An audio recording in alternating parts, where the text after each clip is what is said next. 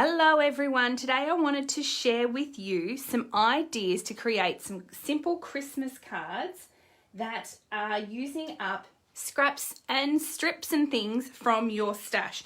I'm a bit of a hoarder, so I don't know about you guys, but I have all these strips and offcuts and bits of paper that I've been hoarding, and they're all sort of reds and Christmas themes and things like that, and I just keep hanging on to them. And so last year I actually made all these sort of style of tree.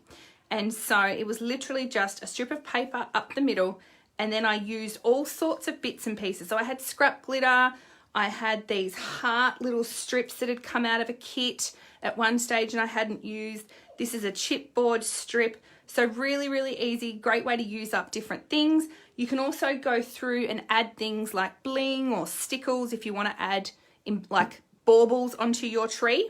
And then I just cricket cut some stars. So this is out of a gold metallic paper, but I also did, and I did lots of them. There's some glitter ones as well, so I've got them still saved. So this year, because I had lots of strips left over, I do a lot of cards. I have to tell you, I send nearly 180 Christmas cards between family, friends, work colleagues, and then also people relating to my close to my heart business. So I like to do a Christmas card that still looks a little bit different.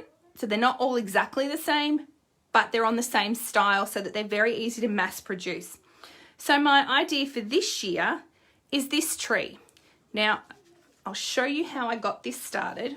So I literally grabbed a piece of white cardstock, and this is ideal for your strips.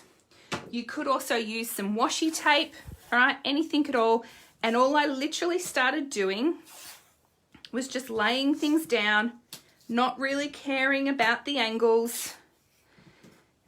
And I then came in, and I'm going to bring in a piece of scrap paper here just to, oh, I've stuck to my mats. Of course I have with washi tape.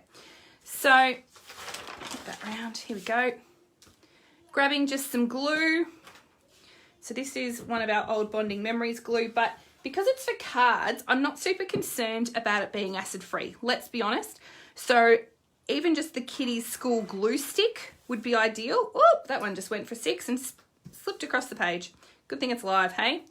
And I just stuck things on, and I just kept randomly filling my page, and I wasn't too concerned about how much they actually filled, if I had white spaces, but I just kept going. All right, and so you can see from my card here, I have got some white spaces. I did different directions, different patterns, anything, okay? I just used up strips.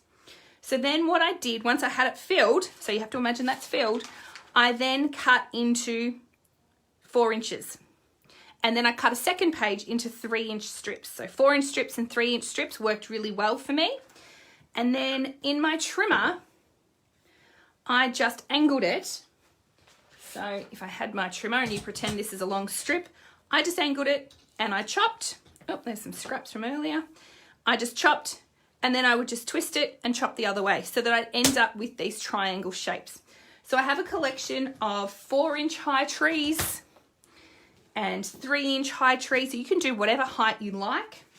And it is as simple as deciding how you want to lay them on your page. So you could do a landscape card if you wanted to. You just need smaller trees. Oh, look, my glue didn't stick very well on that one. So I'm just going to add some more really quickly. Oh, I put my glue down. There it is. Occupational hazard sometimes. So just line up his bits. That looks about right.